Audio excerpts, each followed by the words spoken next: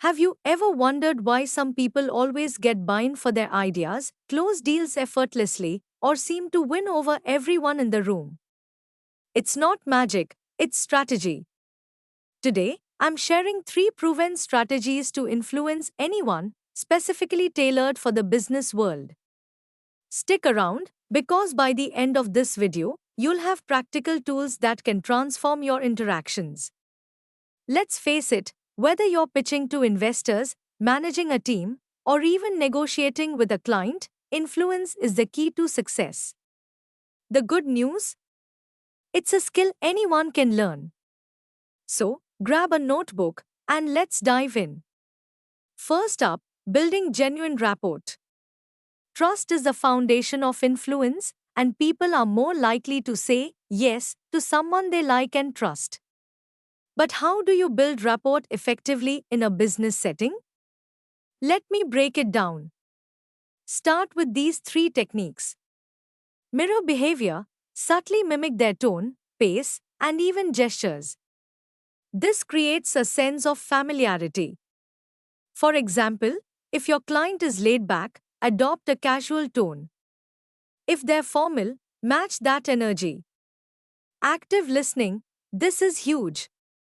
Don't just hear, listen. Nod, repeat key points, and ask clarifying questions. For instance, instead of saying, okay, try, that's an interesting point. Can you tell me more about how you reached that conclusion? Find common ground, shared interests or experiences can fast track connection. Let's say your client loves golf, bring it up casually. Here's an example.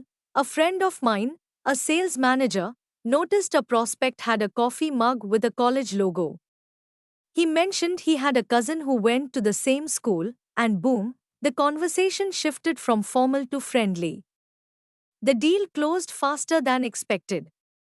Remember, rapport is about being relatable, not fake. Be authentic, and the results will follow. Next, let's talk about the principle of reciprocity. Simply put, when you give value first, people feel a natural urge to return the favor.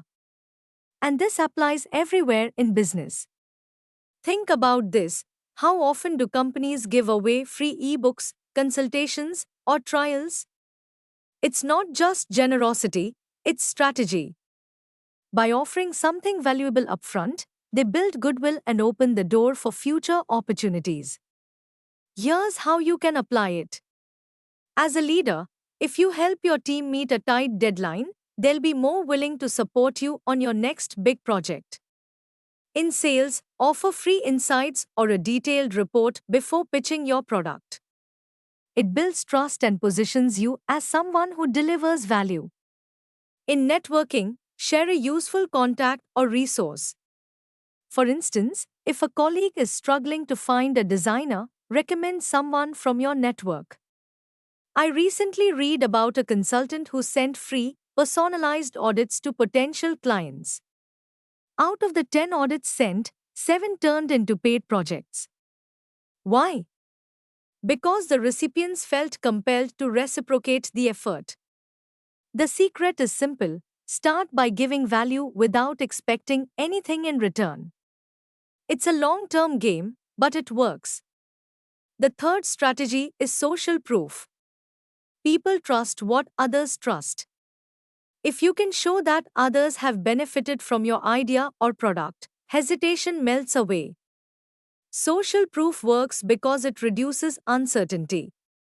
Think about it. Would you book a hotel with no reviews or one with 1000 5-star ratings? The same principle applies to business. Here's how you can leverage this in different scenarios. Highlight testimonials. Use client feedback in your pitch decks or proposals. Showcase numbers. If your product has a strong user base, mention it. Over 5,000 customers trust us. Leverage authority. Share endorsements from credible figures or brands in your industry. Let's quickly see how all 3 strategies can work together. Imagine you're pitching a new project to your team. Start with rapport. Share a personal anecdote to break the ice. Offer reciprocity. Suggest taking on a challenging task yourself to ease their workload. End with social proof. Share how similar teams have successfully implemented this project. By combining these strategies, you create a persuasive, trust driven approach that's hard to resist. To wrap up, the art of influence isn't about manipulation, it's about alignment. When you build rapport, give first, and show proof of success, you're not just persuading, you're inspiring. So, here's your action plan. Pick one strategy and start practicing it this week. Whether it's listening more actively, giving something of value, or showcasing your success stories, you'll see the difference. If you found value in this video, hit like, share it with a colleague, and subscribe for more actionable business insights. And let me know in the comments what's your favorite strategy to influence others.